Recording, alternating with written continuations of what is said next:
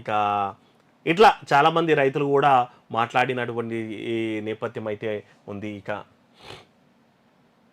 రుణమాఫీ పేరుతో మోసం చేస్తున్న ప్రభుత్వం.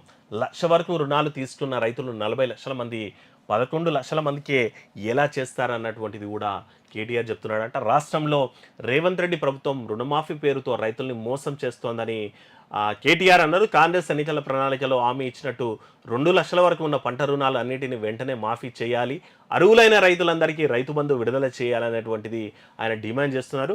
అట్టుగా రావాల్సిన రైతు బంధు డబ్బు నుంచి కొంత మొత్తాన్ని విదిల్చి రుణమాఫీ చేస్తున్నట్టు రాష్ట్ర ప్రభుత్వం గొప్పలు చెబుతోంది.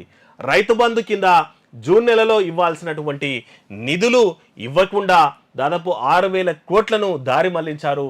40 లక్షల పైచిలకు రైతులు లక్ష రూపాయల రుణాలు తీసుకుంటే కేవలం 11 లక్షల మందినే వాళ్ళు చెప్తున్నారు. 40 లక్షల మంది లక్షలోపు రుణాలు తీసుకున్న వాళ్ళు ఉన్నారు. అయితే 11 లక్షల మందికే రైతు రుణమాఫీ చేసిండ్రు, మిగిలిన వాళ్ళని ఎగ్గొట్టిండ్రు అన్నటువంటి మాట కూడా కేటీఆర్ ఆరోపిస్తున్నారు, విమర్శిస్తున్నారు. ఇక 2014-18లో కేసీఆర్ సర్కార్ చేసిన రుణమాఫీతో పోలిస్తే పావువంత రైతులకే అర్హత లభించిందా?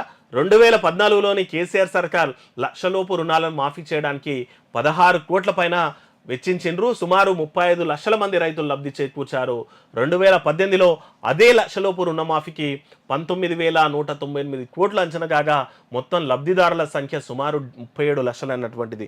మేము రుణమాఫీ చేసినప్పుడు దాదాపు 40 లక్షలలోపు మంది రైతులు ఉంటే మరి ఈసారి ఎందుకు 11 లక్షలకి పడిపోయింది అన్నటువంటిది కేటీఆర్ అయితే విమర్శించుండు. రైతు బంధు నిధుల్ని మళ్లించి ఈరోజు రైతు రుణమాఫీ చేసిండు రేవంత్ రెడ్డి అనేటువంటి విమర్శ కూడా కేటీఆర్ చేస్తున్నాడు. మరి దీని మీద వాళ్ళు ఎట్లా స్పందిస్తారో చూడాలి. ఇక 2 లక్షల రుణమాఫీ 6 గ్యారెంటీలని సంపూర్ణంగా అమలు చేసి చూపించాలి.